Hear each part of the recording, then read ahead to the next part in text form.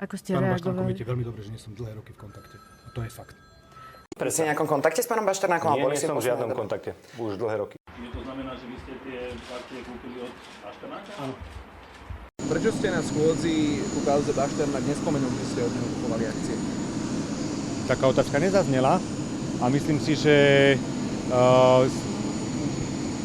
na všetky otázky, na ktoré som odpovedal správne a pravdivo a dodneska tieto moje slova nikto nevyvrátil.